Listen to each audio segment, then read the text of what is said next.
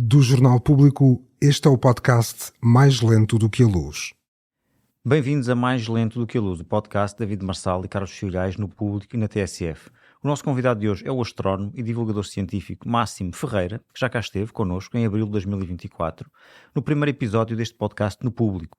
Nessa altura indicou que o dia 12 de agosto de 2026 era a melhor oportunidade nos próximos anos para ver um eclipse total perto de nós.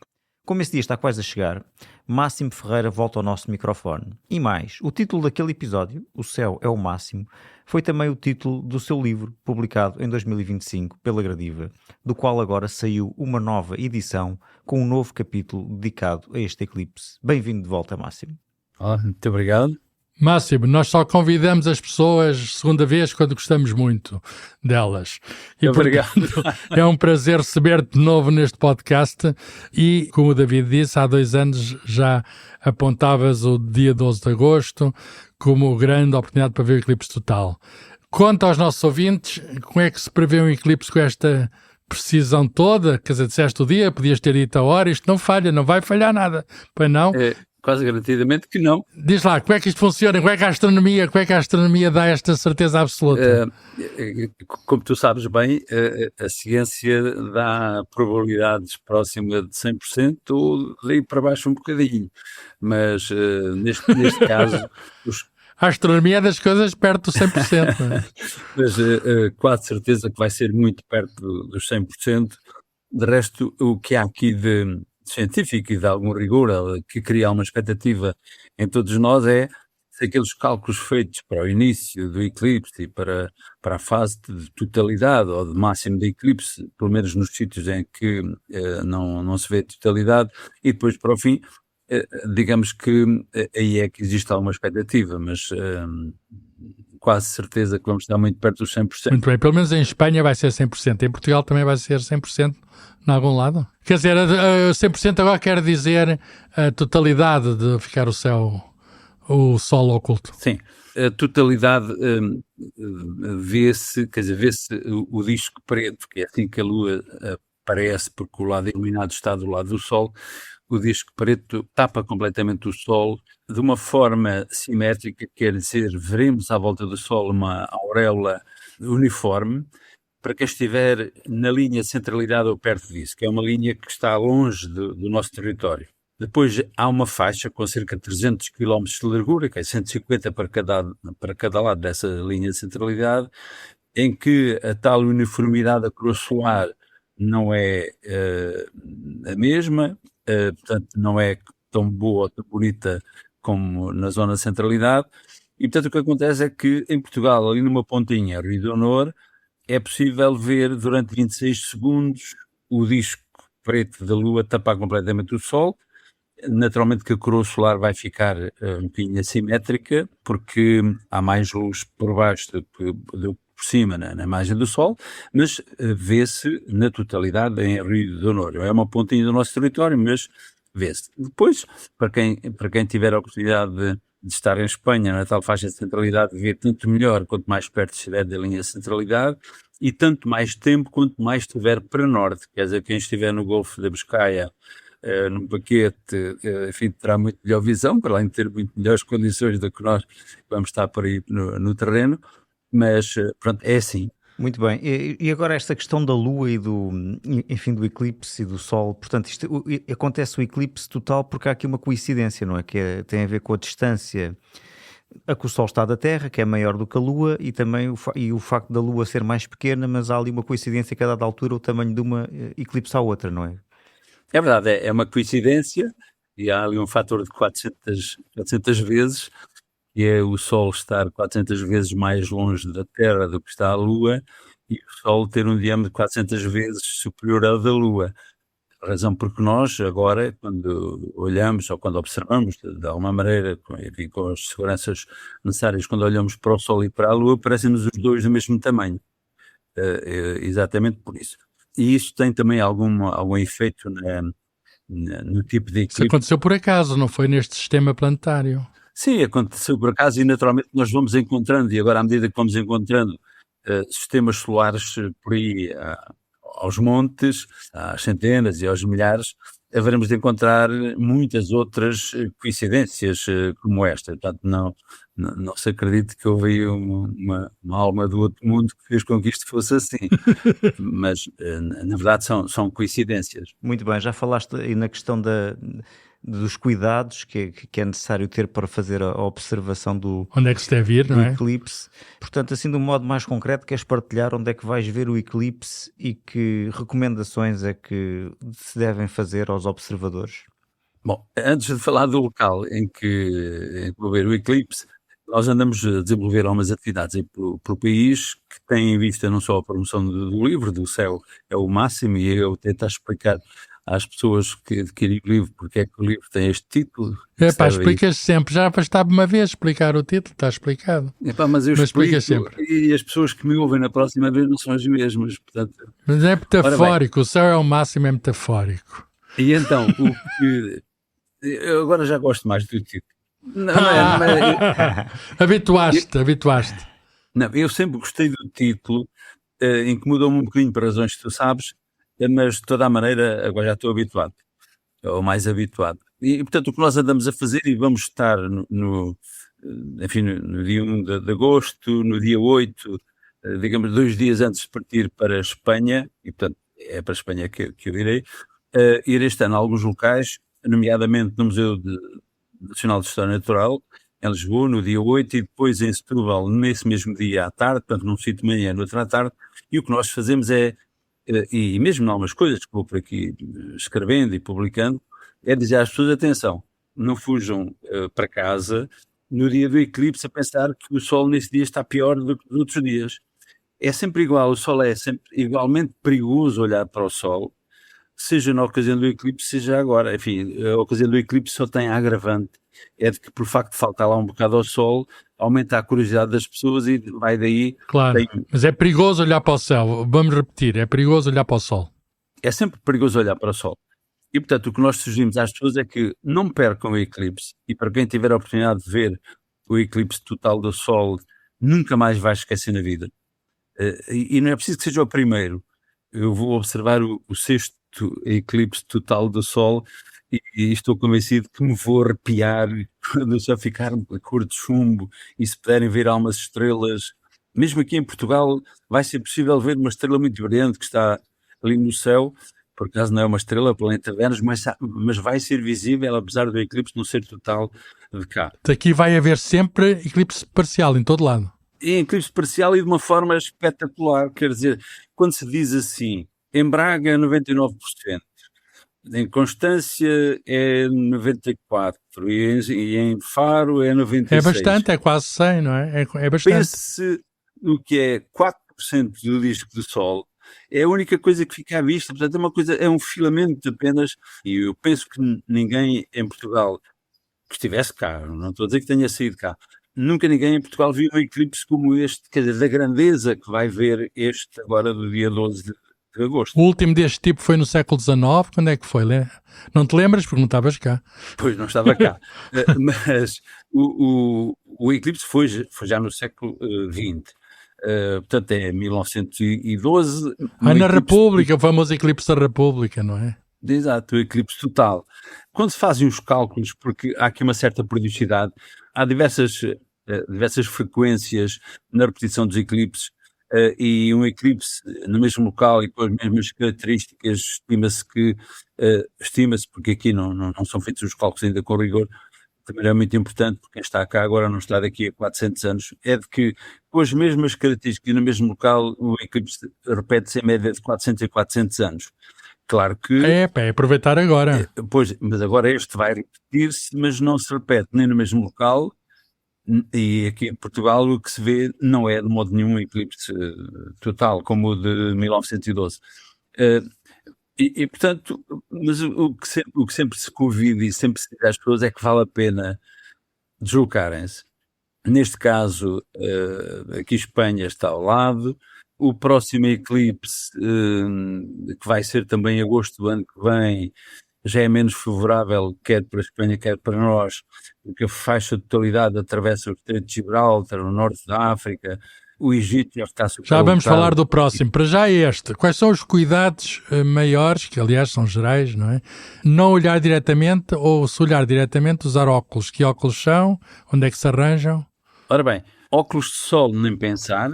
Muitas vezes nós dizemos que um bocado de vidro, se os óculos fossem de vidro, ultravioleta praticamente não passa nada, ou um infravermelho. O problema é que não há óculos de sol de vidro.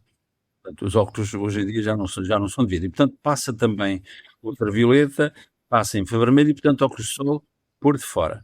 O que é que nós podemos fazer? Existem já por aí dados ou vendidos óculos para observação do sol. Nestas ações que nós desenvolvemos, damos sempre meia dúzia de óculos desses, um para cada família, porque a observação, o eclipse dura quase 2 horas e, portanto, ninguém vai estar 2 horas a olhar para o sol. E o que nós aconselhamos é que 3 ou 4 minutos consecutivos é um bom período que não afeta quem estiver a olhar através dos óculos pequenos. E, portanto, podem partilhar os óculos. Passam ao elemento da família, passam ao amigo que está ao lado, passam ao outro lado e, portanto, uns óculos servem bem para 10 pessoas, por exemplo. Ora bem, tanto óculos, o melhor. Mas que óculos é que esses têm de especial? Qual é a diferença? Qual é a diferença desses óculos para ver eclipse?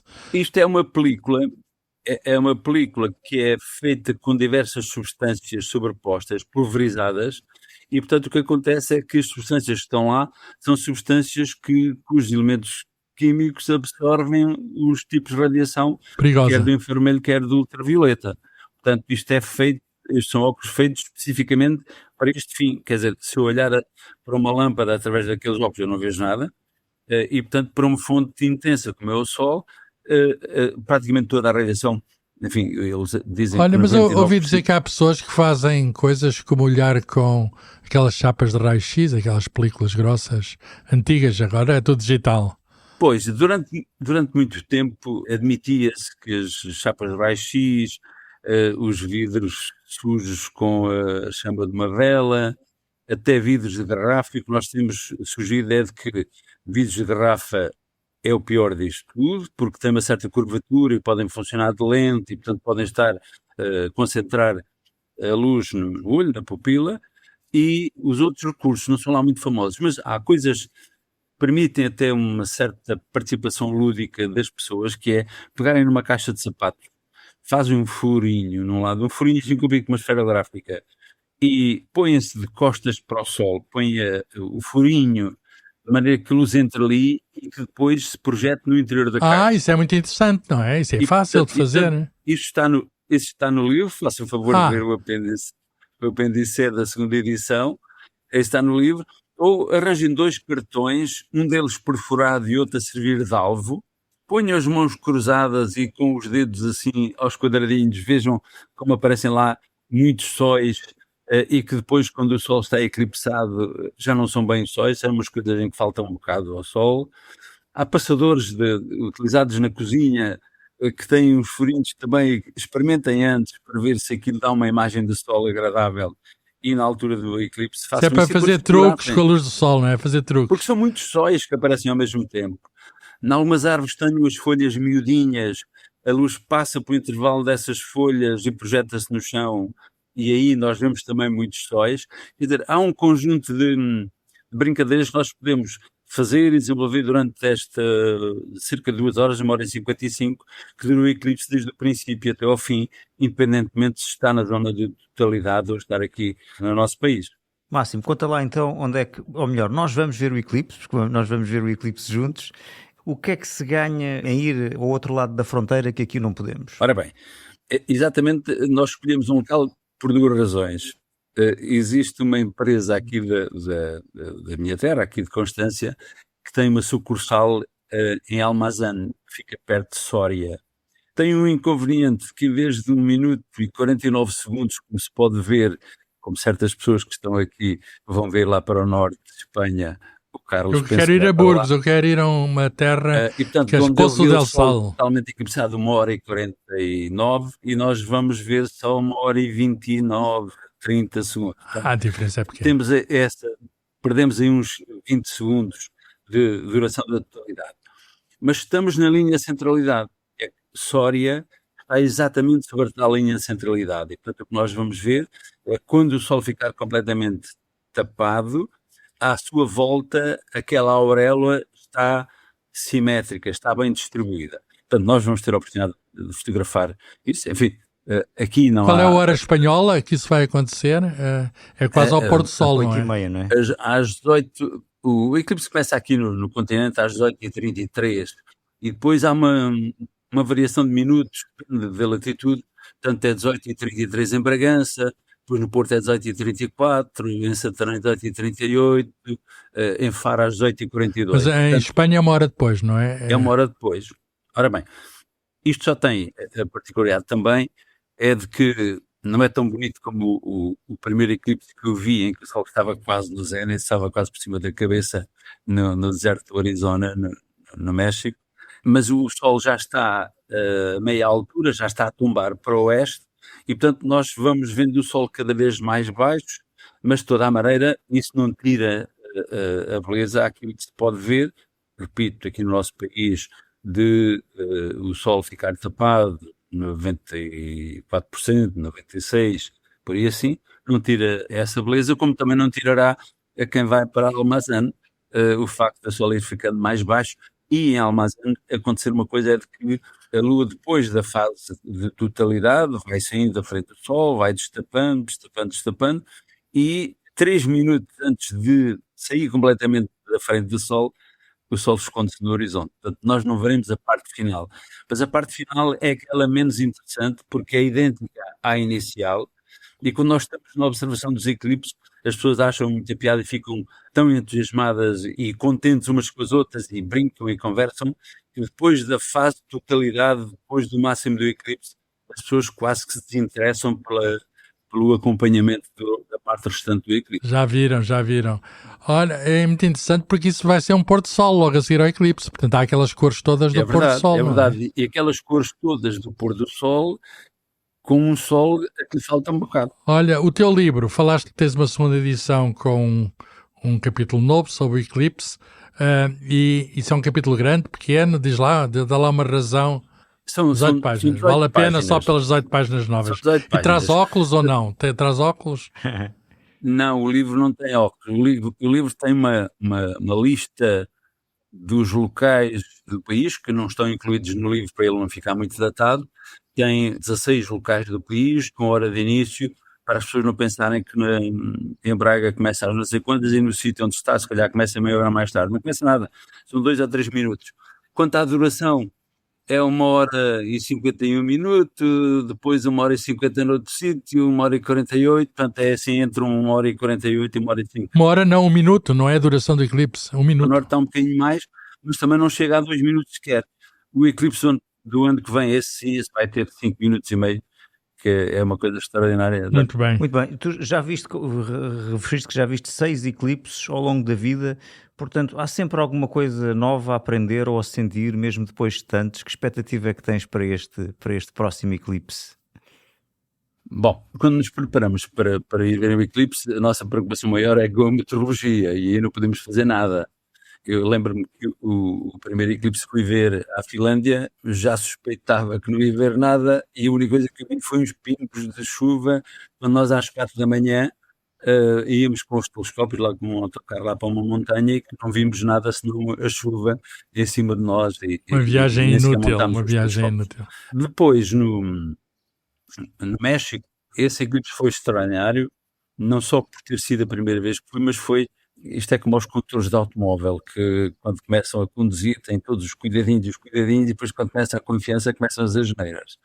Nessa vez foi a ocasião em que eu fotografei o Sol, ainda era com película fotográfica, fotografei o Sol com mais cuidado, com tempos de exposição diferentes, para poder ver só as erupções, as protuberâncias solares, de uma cor avermelhada, e depois com mais luz, apagando as protuberâncias, mas vendo depois, e ver os pássaros de barulho. Já tinha lido várias vezes, não tinha dado por isso, e no meio de uma parte deserta em que os patos estavam no cimo das montanhas.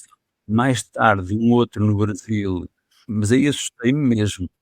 Nós estávamos perto da Foz de Iguaçu e estávamos, enfim, havia uma equipa de 3 indivíduos, um brasileiro, eu e um da Universidade de Kiev.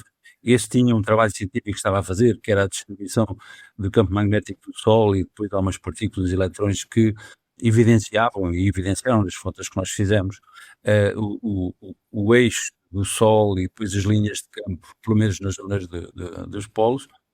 Foi quando se fez completamente noite.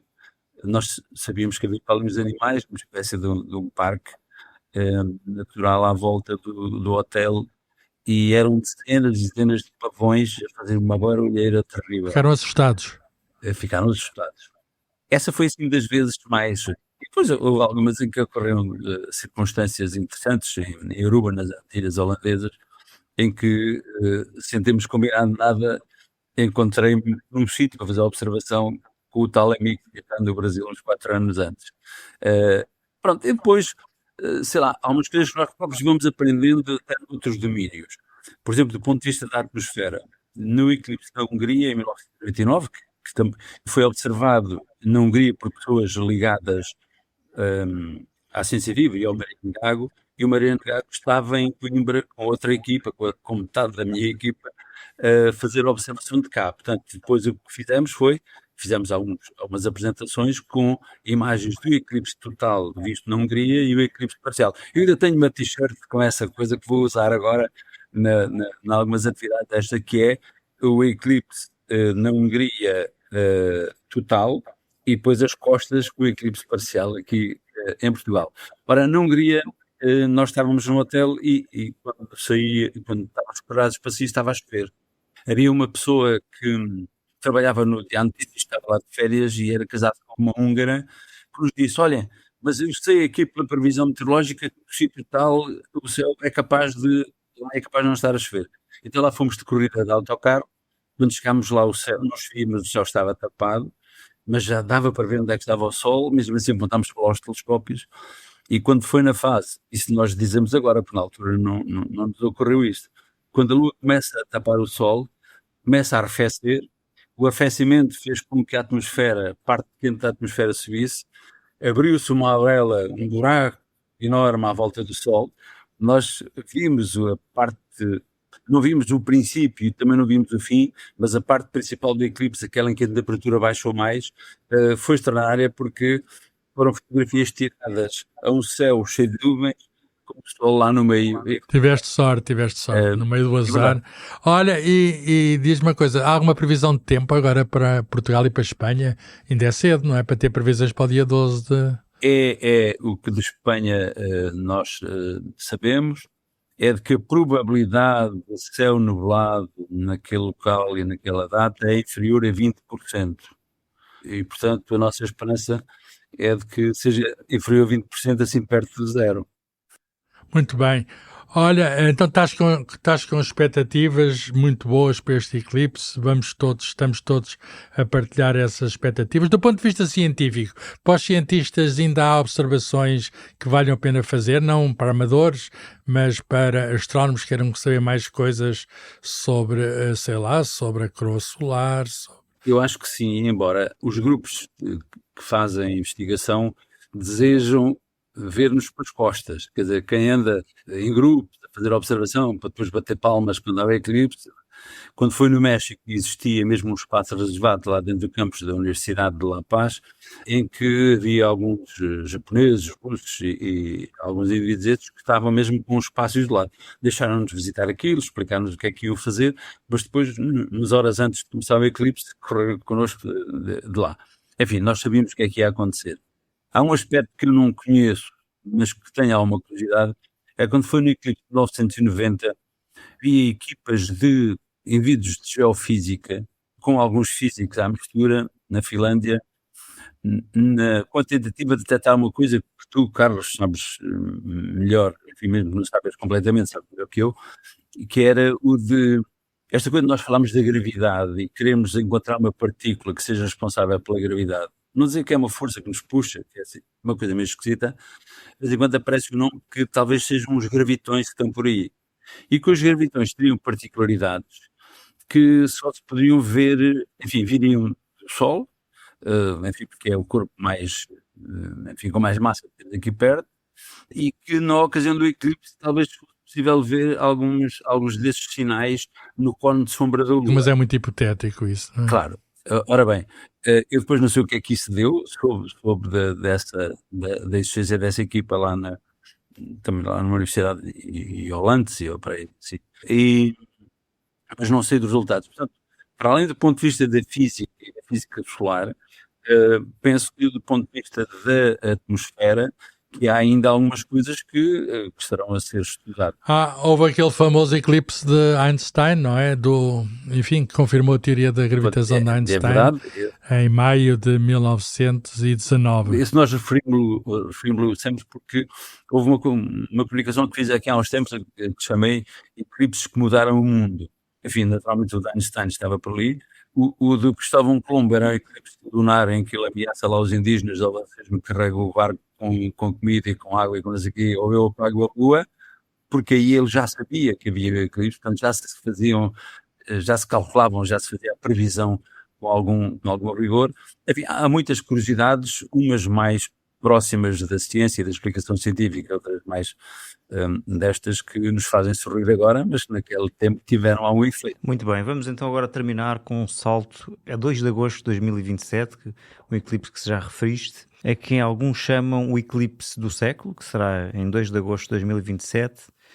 Portanto, já referiste que ele será mais ou menos ali na zona do Mediterrâneo. Porquê é que lhe chamam o eclipse do século e o que é que o distingue deste de 2026? A distinção tem a ver só com a duração da fase de totalidade. Quando nós consideramos a órbita da Lua em torno da Terra, ou estar mais perto da Terra, parecendo maior, tendo a linha retangular maior ou mais longe, em particular isso, e mesmo também o alinhamento, se a Lua não passa exatamente da linha que liga os centros, linha imaginária que nós chamamos de que liga os centros dos 3 astros, portanto vamos supor a situação ideal de distância, de tempo de ocultação total, o tempo máximo possível é de 6 minutos e 20 e poucos segundos. Ora, neste século os cálculos estão feitos, dá 5 minutos e um pouquinho mais de 30 segundos. E é por isso que lhe chamam o eclipse do século, é aquele que vai ter maior duração. É o maior de todos. É o que vai durar mais tempo. Onde é que passa a linha da centralidade? Passa em África, no norte no meio da África. do Mediterrâneo, mais ou menos. Passa no norte da África. Mais abaixo, acho. E passa sobre o Luxor. Portanto, no Egito já não há espaço para mais ninguém para lá os pés. Já está tudo reservado. Esqueçam as excursões a Luxor. Lá. Olha, mas aqui em Marrocos vai passar a totalidade, não? Sim, podemos ir a Tanger, então, de qualquer modo, Portugal está com sorte. Tem 2 eclipses em 2 anos seguidos, muito perto, não é? Exato. Claro que esse eclipse no norte será visível com o sol menos tapado do que quem está agora em Faro, por exemplo, agora em agosto.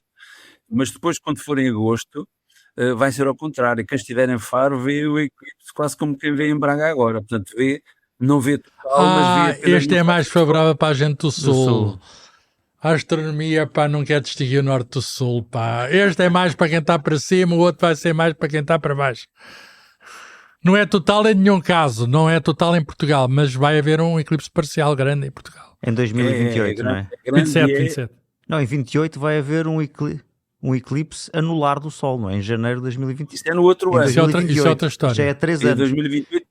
Mas esse aí é mesmo cá. Anular. É mesmo cá. Exato.